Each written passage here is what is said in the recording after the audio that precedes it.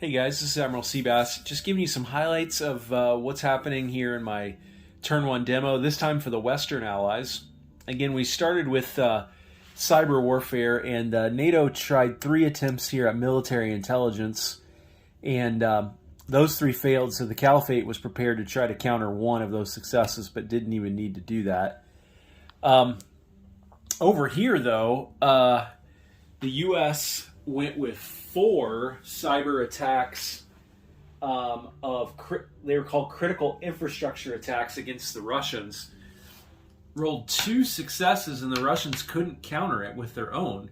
So now I'm going to roll these 2 dice, and Russia has to surrender that amount to the bank in the loss of critical infrastructure, and that's a 6.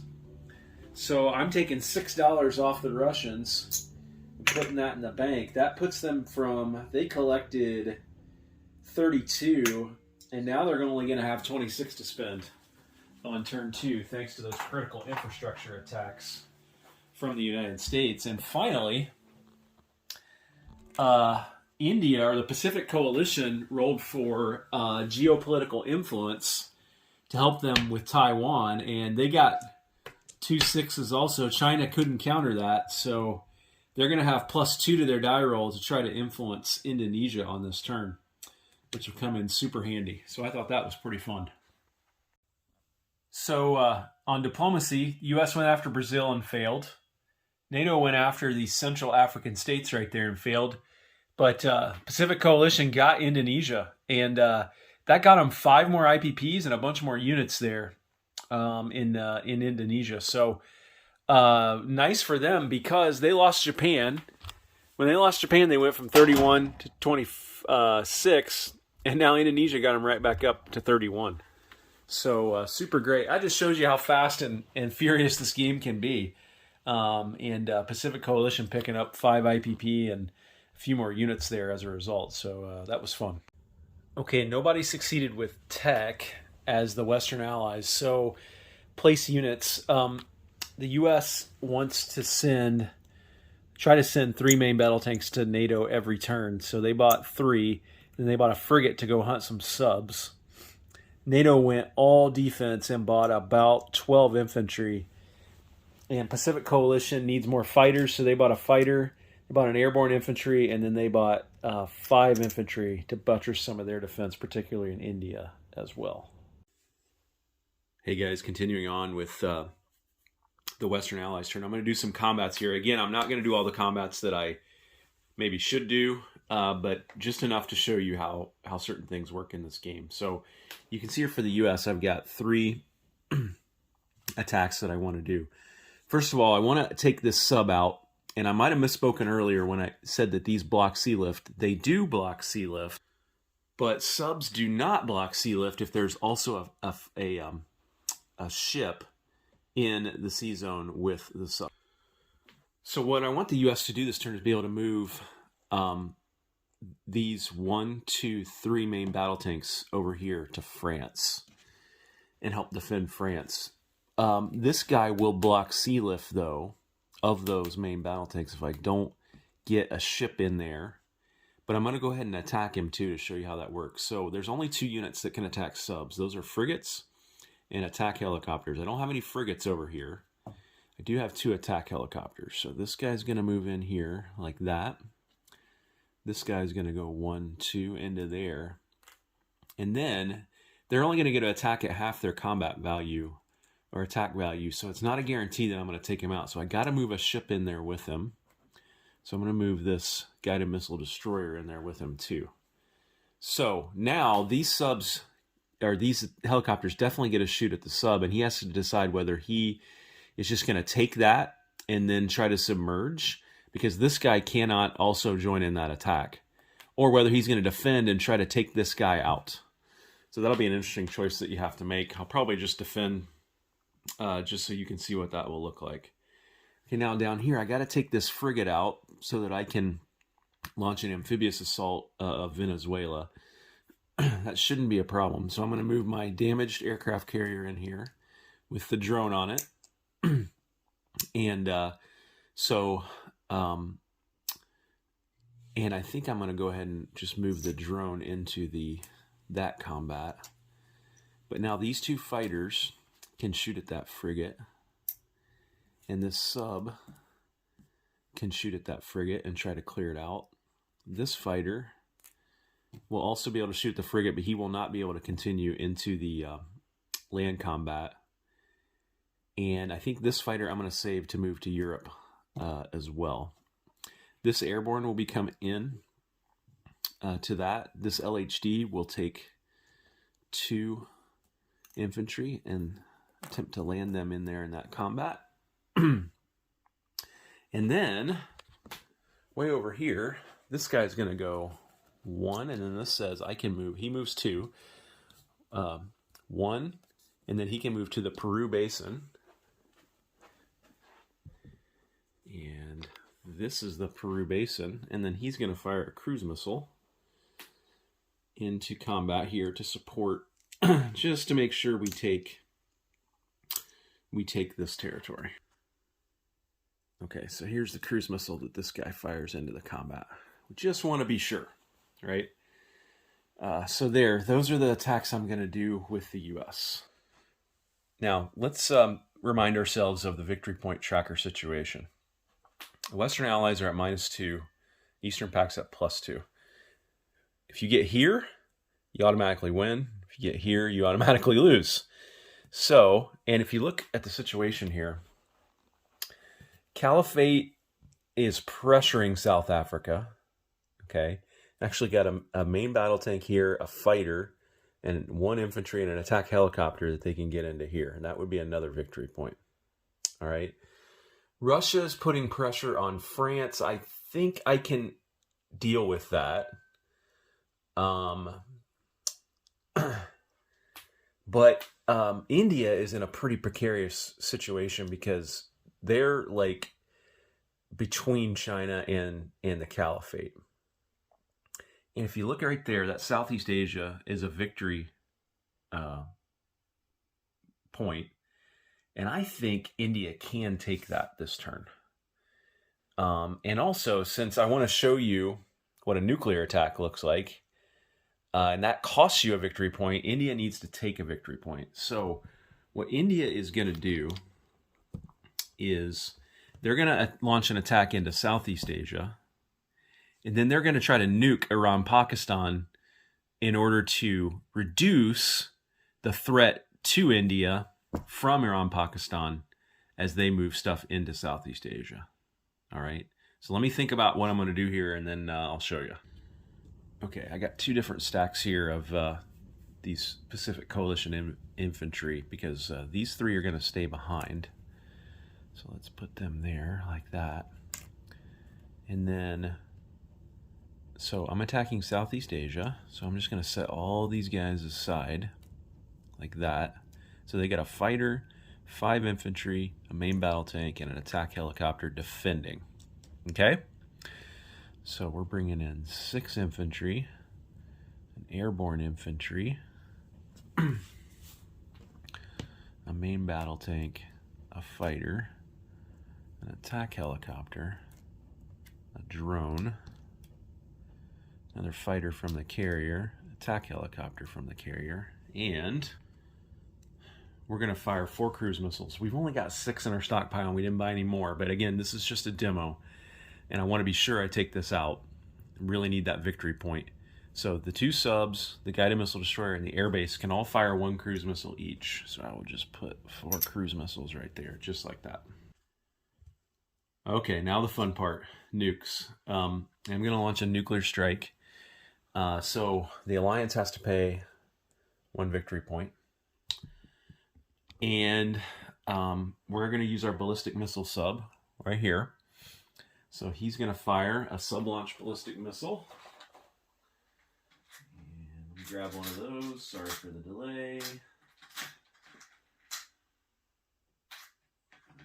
Hang on. Okay, so you see this ballistic missile submarine right here. He's got 2 sub-launch ballistic missiles in his dashboard. So he's going to pay 1. And then going to fire that into here. That's going to be for general effect. Yeah, general effect, and I'll explain more about what that does later. So when you fire it, you remove this guy like that, and then I'm going to fire one IRBM also in this attack, and that is going to be a base strike against that air base right there. I want to show you how both of those work. And just to get our money's worth and show you the final type of nuclear attack that you can make, the U.S. will go one. Actually, nope. You know what? You can take this guy off of silent running, like that. He can fire a nuclear cruise missile. So the U.S. comes over here, pays one nuclear cruise missile from its dashboard, and then I will fire that and attempt to take out the Chinese carrier there. Mark that so we're sure we resolve that in the Sea of Japan. All right. You can fire as many nukes as you want. You just pay one victory point. So some of you are going to want to use all the nukes you can, but the problem is that on the next turn, the Eastern Pact can fire as many weapons back as were fired against them, and they don't pay a victory point. So we've got 1, 2, 3 weapons fired. So next turn, Eastern Pact gets 3 free nukes back in response. Okay? So that's how that works. I'm going to stop this and get everything set up to resolve these combats. I'm not going to do anything with NATO because I think I've demonstrated everything I can with these attacks. So I'll be right back. Okay, let's resolve these combats. Now, this Russian sub has a choice. Since this guided missile destroyer moved in here, which, by the way, he has to do in combat movement since there's an enemy ship here.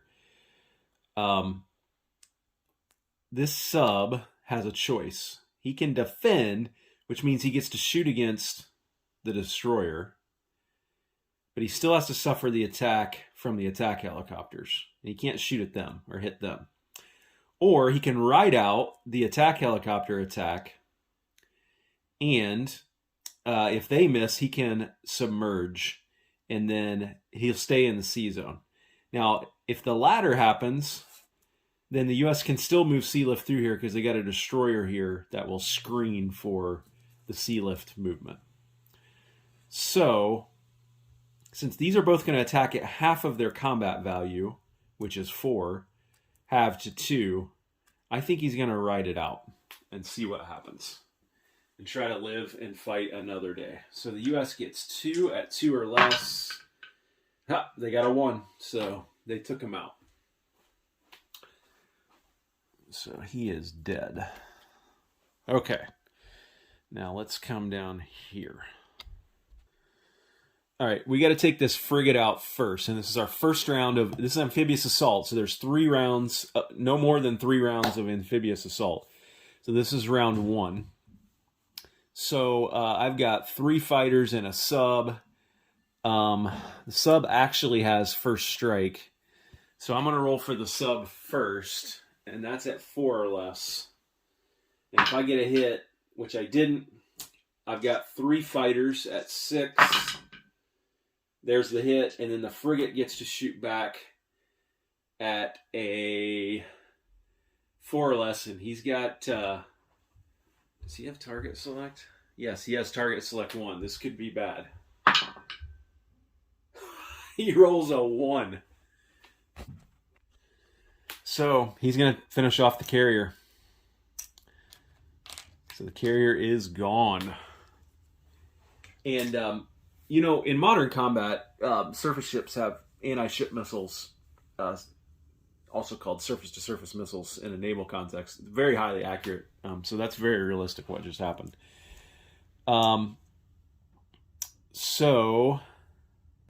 Okay, hang on. Stop the presses. Not sure I made the right choice as the Russian. Actually think you would target select the LHD because you take out these 2 infantry along with it. So let's do that. That is nasty. So really, I mean, that was a very lucky roll, right? But it shows what you can do. I mean, the sub could have had first strike and taken him out before you even got to shoot. There was a 33% chance of the sub just taking him out. He doesn't shoot. but the sub didn't get a hit, and he rolled a 1. So that is nasty. But he's dead. And now we continue, and this is going to be tough to take now. So only 2 of those fighters can continue. And we got an airborne and a cruise missile. Now, this cruise missile roll is pretty important because it has first strike. But this is at a 3 or less, so let me roll that. And it misses. And so then we've got an airborne at 2 or less. That's a miss. And 2 fighters at 6. And there's only 1 hit. Okay. So the Russians will lose 1 guy. But they still get to shoot back. And this could be brutal for the U.S. 2 at 4 or less. And there's 1 hit. So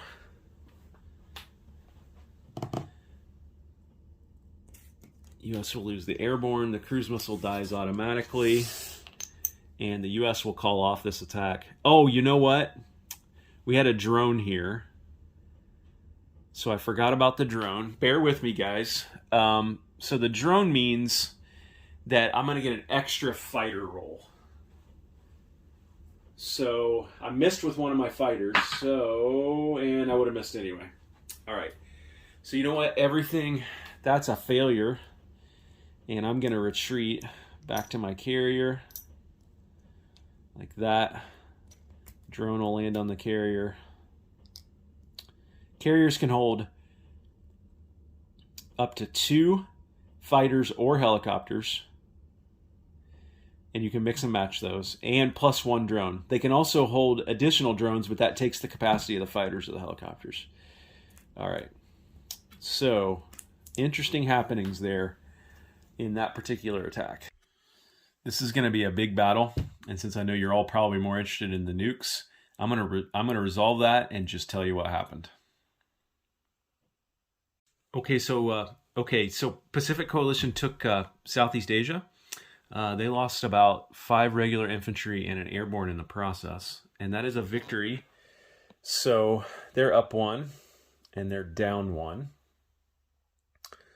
So that is good. And that's 5 IPP to the Pacific Coalition and 5 minus for China. So that's pretty nice. So now I know, let's get to what you guys have all been waiting for, which is the nukes. Okay, so we had 3 nuclear attacks. Pacific Coalition fired an IRBM, that's an intermediate range ballistic missile, at this airbase in around Pakistan. These automatically succeed. It is possible to shoot these down if you have ABM technology, but the Caliphate does not. So what this simply means is that a damage marker is placed on that base automatically. Caliphate will have to pay, I think, 5 IPP to pay that off. Now, this sub-launch ballistic missile I fired for what is called general effect. This is general mayhem. I'm targeting his military units, but also his IPP value in the territory. This also automatically succeeds unless they have ABM technology, which they do not. First thing you do is you place a nuclear blast marker here. Now, this is a cool marker, and I like it a lot, and it comes in the game. But I have something a little more cooler that I also already bought from Doug, and that is these mushroom clouds. So let's put that bad boy down there.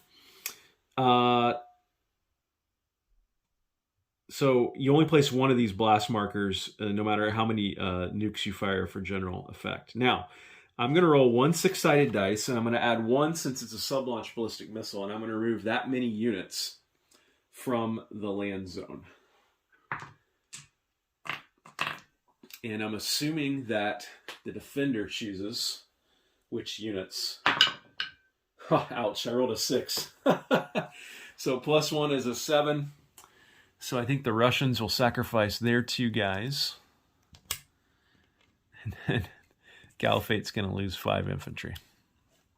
Okay, and that simulates targeting the bases, you know, where these infantry are stationed within there. So big ouch there. Okay, next, roll one 6-sided die, add one. I'm going to add one for an SLBM, and the defending player loses that many IPPs to the bank. He cannot lose more than the value of the territory. So I rolled a 4, I add one for a 5. So add one to make it 5, and the IPP value is 5. So Caliphate's going to lose 5 IPP. So I'm going to trade this 10 in for 2 5s. They're going to pay the other 5 to the bank. And that shows you the power of the general effect strike. Now you can just imagine that Caliphate will respond in kind, probably against India next turn. Although, you know, Russia could use their nukes against. I mean, Russia could respond with 3 nukes against the U.S. if they wanted to, or NATO, or China could also. It's an alliance thing. Okay, so now something else. You got to know something else about the general effect here of this. So basically, the Caliphate has lost 7 land units, 5 IPP to the bank, and then on the turn, a nuclear blast marker is placed, and as long as it remains in the zone, no units may move into or out of the zone, but aircraft may still fly over the zone, and canals that cross the zone cannot be used. Okay, so that will not be removed until the end of the Caliphate's next turn. Okay? So they're not doing anything in there until the end of their next turn when they remove that. And then I believe they'll still be able to build stuff in there next turn. The player who owns the territory removes it at the end, the nuclear blast marker at the start of their end of turn phase, and thus collects income from the territory and can place units there. All right, and a player can still fire nuclear weapons, cruise, and anti-ship ballistic missiles out of a zone marked with a nuclear blast marker. Okay, so that's how that works. And finally, we launched what is called a Naval Strike with a nuclear cruise missile here. And we launched it from this U.S. sub. A nuclear cruise missile can be fired at surface ships and hits on a 7 or higher and chooses its target automatically. A unit hit by a nuclear cruise missile is eliminated, as are all land units, aircraft, and drones on it. Nuclear cruise missiles do not leave a blast marker in sea zones. All right, so I just have to roll a 7 or a higher on a D12, which I did not. So that fails, but let's assume it did hit. I would choose the carrier as the target, and this carrier plus both of the aircraft would be lost. All right. That shows you the power of nukes. Pretty powerful and pretty cool, I have to add. Now, on the next turn, the Eastern Pact can use 3 nuclear weapons against the Western Allies. Then everything will be reset back to where it was. When they do that, they don't have to lose a victory point because they're retaliating. After they launch those 3 weapons, up to 3 weapons, I mean, I guess they don't have to, but then it resets, and then the next player to initiate the use of nuclear weapons would lose a victory point from there. Okay? So, if the Western Allies had not launched a nuclear attack, they still would have taken Southeast Asia, and they would probably be right there. But they did, so they're actually right here. Going into the turn, this was the situation, I think. Yeah, they launched a nuclear attack. Then they took a victory point city. So actually, it should be back to here. I'm not sure why I had them at here. Let me check that. Yeah, I think I had that wrong for some reason. So this was what it was heading into the turn. They launched a nuclear attack. Then they took a victory point city in Southeast Asia. And that's where things stand. All right. Hope you guys enjoyed this. I know I did. Hey guys, it's Admiral Seabass coming back to you. I want to show you an example of some strategic movement for the Western Allies. First, it's really important that the U.S. sea-lift things to Europe to help the Russians. That's in the strategy guide. It's also a basic doctrine of modern combat between East and West. And that was why it was important that we take out that sub there in the mid-Atlantic. So the U.S. has they can sea lift 3 units up to 8 zones. So what we want to do is we want to move these 3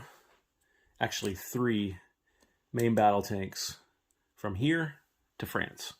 So they're both at port facilities. And so they just simply move through the sea. And again, the U.S. can move up to 3, so it's going to use all 3 of its sea lift capacity for these 3. So he's going to go 1, 2, 3, 4 into there.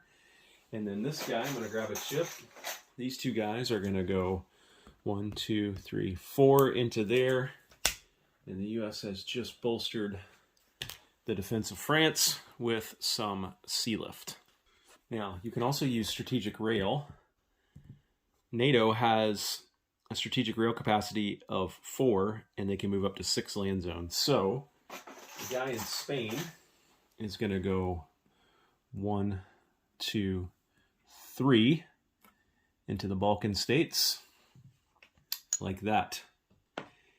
And also, NATO cannot airlift, but it can sea lift 1 unit up to 6. So it's going to take this guy, and he's going to go 1.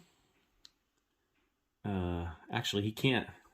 He was going to come down to Italy, but he can't because this guy's going to block him. But maybe he wants to go into France. Yeah, so 1, 2, 3.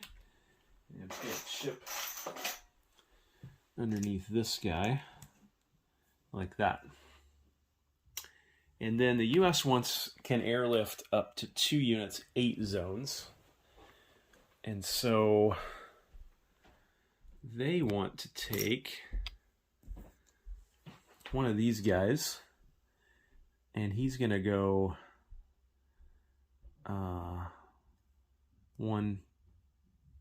No, he's at an air base, so he's just going to go to this air base in Hawaii, like that. Again, that's just a demonstration of what you can do with these strategic movements. Hey guys, it's Admiral Seabass finishing off the turn for the Western Allies. Into turn phase, you do several different things. You can place your units, you can collect your income, you can pay off damage. You can do those in any order though, and see I got a damaged carrier here and I want to fix that. So I'm going to collect my income first. So the U.S. Is going to get 38. Pacific Coalition is going to get 36, and NATO is going to get 29. So let me collect that income real quick. Okay, now the U.S. wants to repair this damaged supercarrier. So to do that, you have to be in a, what's it say here? Supercarriers that are marked with a damage marker can be repaired for 5 IPP so long as they are adjacent to a naval base that belongs to a member of their alliance, including bases in captured land zones. Well, they're next to a naval base. Take that, remove it, and that costs me 5 IPP to do that, so I will pay that back to the bank. All right, that is that. Now, I don't have any other damage I need to repair anywhere else. So now let's place units. U.S. has 3 main battle tanks, and they're going to put all 3 here in the northern United States. So they have a production capacity of 9 there, production center worth 9, so that's no problem. And then they got a frigate, and they are going to place him right here to go hunt some subs. All right, now NATO is going to put a whole bunch of infantry down on the map. So, first of all, they're going to max out in France. They can build 5 infantry in France. So they're definitely going to do that. That is under imminent threat. Okay. They're also going to max out in Italy. They can put 4 infantry in Italy. And just a reminder that Russia could take way more territory and push way further than they actually did in this game. But this is a demo game, so it's all good. And then I'm going to put, I think Balkan states probably would have been toast anyway. I think Turkey looks like a good spot to put 2 units, 2 more infantry. And then let's put 1 more infantry in jolly old England here.